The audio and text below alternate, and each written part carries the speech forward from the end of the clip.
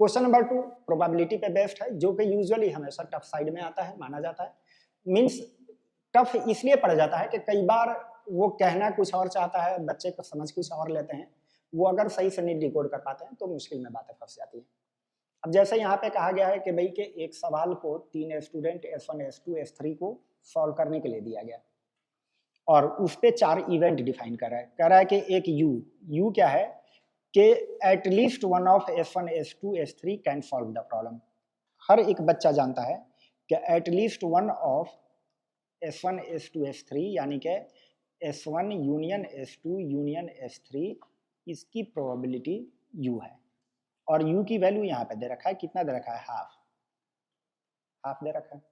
तो ऐसा करते हैं कि इस बातों को जो हम समझते जा रहे हैं उसको एक डायग्राम में भी बना लेते हैं।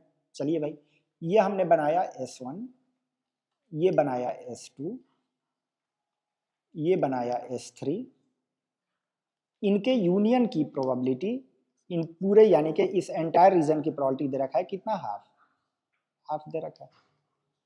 इसका मतलब ये हुआ कि इस रीजन से बाहर का जो एलिमेंट होगा इधर की भी प्रोबेबिलिटी हाफ होगी। ये भी एक समझ में आ गया, पहली लाइन से तो ये समझ में आ गया। अब दूसरी लाइन जो है इसने क्या करा, कह रहा है कि S1 can solve the problem given that neither S2 nor S3 can solve. अब इससे तो लैंग्वेज से समझ में आ गया कि एक तरीके से ये कंडीशनल प्रोबेबिलिटी क्या कर रहा है कि S1 सॉल्व कर रहा है उस वक्त के जब S2, S3 सॉल्व नहीं कर पाए हैं। मीन्स इसमें ये कह रहा है कि probability that S1 can solve the problem on the condition S2 and S3 can not solve, कि S2, S3 के नॉट सॉल्व कर पाने पे S1 की सॉल्व करने की प्रोबेबिलिटी कितना दे रखा है भाई, उसको V रखा है और V की वैल्यू दे रखा है 1/10। This is given as 1/10। अब ये पता होगा कि भाई कि ये कंडीशनल प्रोबेबिलिटी में सिखाया जाता है कि ये प्रोबेबिलिटी एक्चुअल में कितनी आएगी।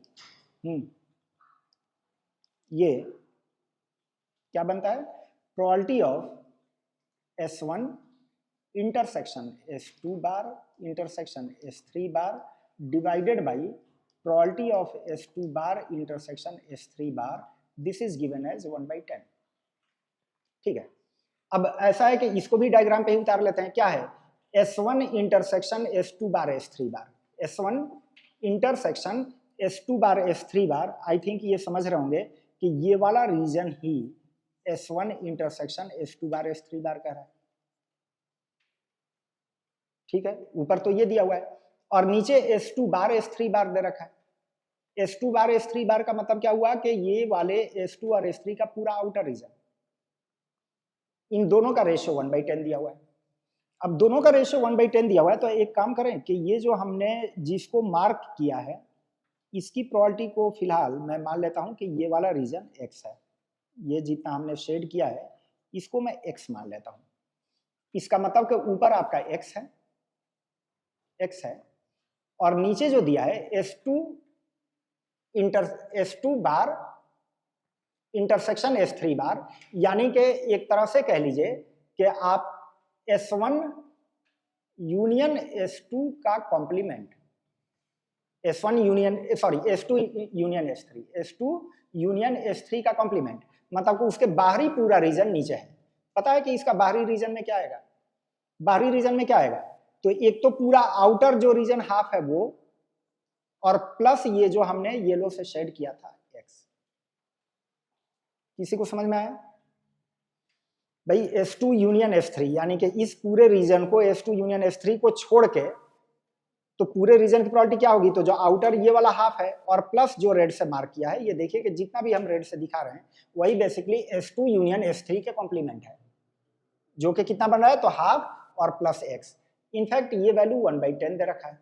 तो इस तरह से सॉल्व करिए तो 10x plus is equal to half plus x, 10x equal to half plus x, तो 9x इक्वल टू हाफ, यानी कि x की वैल्यू 1/18। बस, अब ये जो x दिखाया गया था इसकी प्रोबेबिलिटी हमें पता चल गई 1/18, मालूम हो गई भाई। ठीक है, तो ये तो v वाले से आ गया। अब कह रहा है W क्या कर रहा है कि S2 can solve the problem and S3 can not solve. एक minute, S2 can solve but S3 can not solve, यानी कि S2 S3 बार, S2 S3 बार, पता है कि S2 S3 बार ये वाला रीजन है, ये इसकी प्रोबेबिलिटी कितना दे रखा है, तो ये कह रहा है 1/12। चलिए भाई इस वाले रीजन की प्रोबेबिलिटी 1/12 दे रखा है।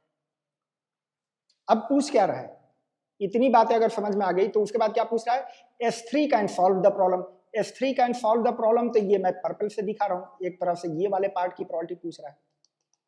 अब क्या ये नहीं दिख रहा है कि ये येलो से जो मार्क हुआ है, जो रेड से मार्क हुआ है, और ये जो पर्पल से मार्क हुआ है, तीनों मिलकर के हाफ था, जिसमें से एक पार्ट 1/18 है, एक पार्ट 1/12 है।